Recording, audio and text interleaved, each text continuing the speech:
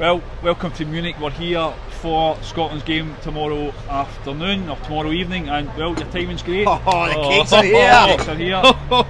Thanks very much. Thank you, Sean. And quite spectacular they are too.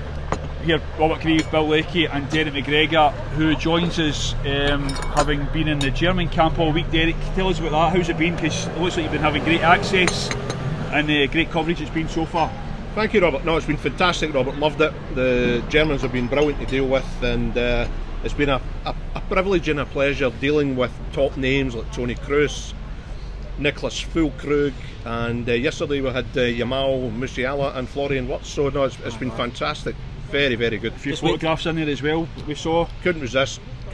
I mean, when they ask you... Is it true that Tony Kroos asked for your picture? It is. When they ask you, you can't say no, Robert. No, you can't. You can't. It's rude not to, isn't it? Exactly, Very Bill. rude. Exactly. But listen, we've, as I say all week, we've been gearing up for this game, Derek. What do you think, from being at the German camp, what's their mood? I noticed you saying yesterday you didn't think there was any kind of arrogance within them, that they've got a lot of respect for Scotland. That's interesting that you generally feel that they kind of fear, not fear, but they think they're going to be in for a tough game. Genuinely, Robert, I think there's a degree of apprehension, and I think there's certain players that there's an apprehension over. I think Manuel Neuer has been quite a debate over.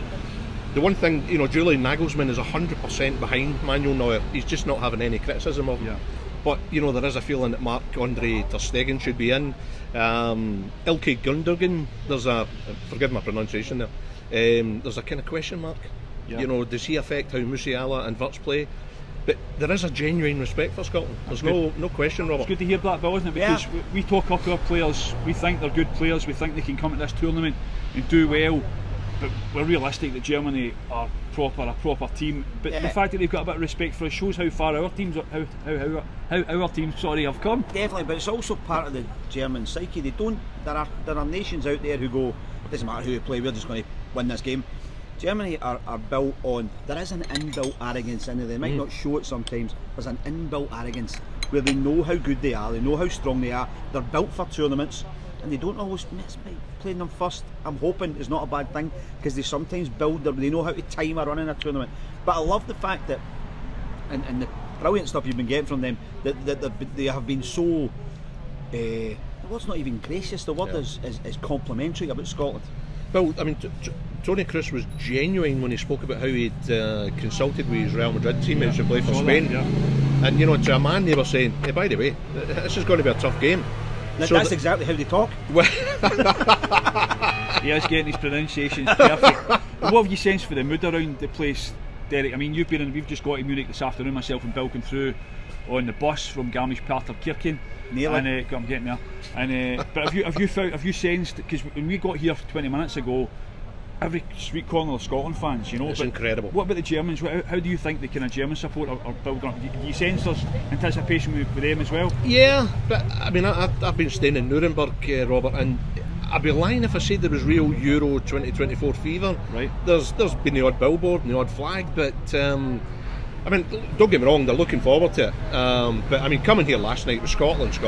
Yeah. I mean, it was tartan everywhere, and everywhere you walked in the city centre, all you could hear was Flower of Scotland. I think we've probably found just the only spot in the city who might say about a piece wrong, because everywhere we were walking around looking for places, and it's just Scotland. How are you doing? I think let's just have a wee 10 minutes. That just happens when we go anywhere with Bill. Well, that's true. They do disappear. By the way, for all you who every day say the cakes are looking good, these are this is carrot cake.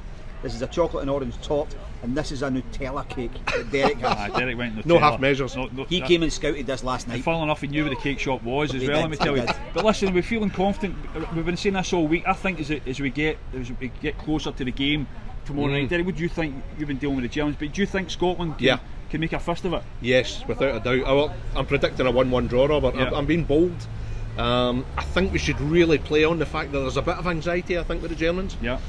I don't think there's 100% total confidence. I think if we can make a good start, play our way in, I think that will serve us very well. Yeah, I was talking to Gordon Strachan yesterday for his column that's going to be in the paper tomorrow, and he's pretty of the same opinion. He's confident that Scotland can get something from the game. Bill, when you hear these guys, Derek, Gordon, guys like that, talking about having that belief, as I say, you think the players will have that? You think they will have that going into the game? Well, unless there's been a huge con job going on all the way through that run where we weren't winning friendly games, even against the big teams we didn't play particularly well against.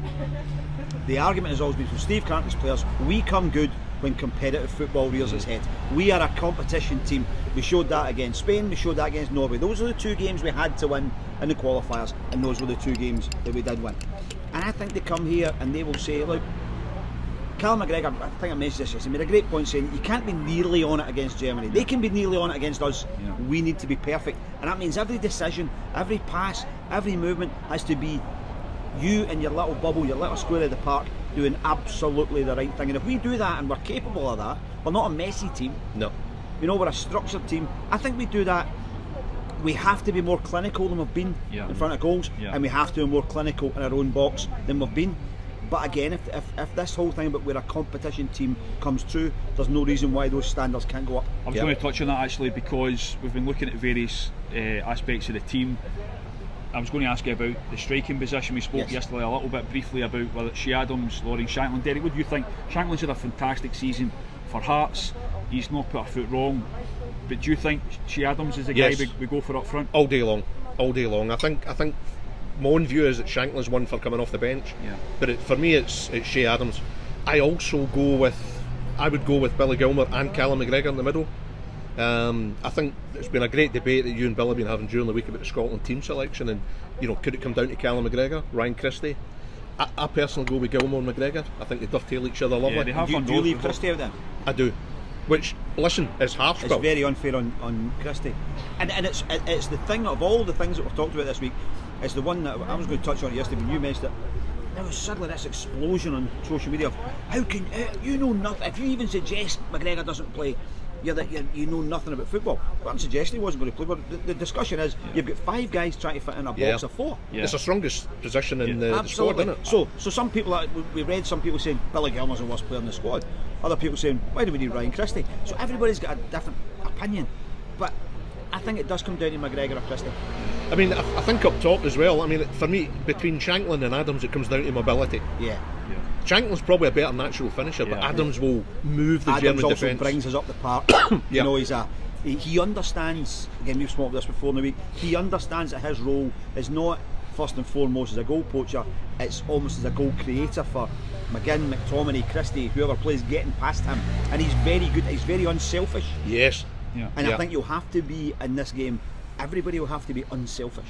Well, the clock's ticking closer to Friday's game. We can't wait. Derek, you've got Hungary, Switzerland on Saturday as well. Fascinated. No rest for the wicked. Derek's on his travels. I mean, you've done your research on them. I mean, we're looking at the Germany game first and foremost, but when those games come, you'll think as well we've got a chance in those games. At the moment, the clock's ticking for me eating this cake, Robert. But no, you know, it's just a prop, Derek. You don't actually eat the cakes. No, I mean, I think it's going to be a fascinating insight into Saturday to see. Obviously make the comparison with Scotland. Yeah. I think we've got a real chance in this group, Robert, to be honest. I really do. I hope you're right, Derek. Well, listen, for all the views and news and for these podcasts, please stick with Scottish Sun and all across all media channels. We're going to crack on with the teas, coffees and these cakes.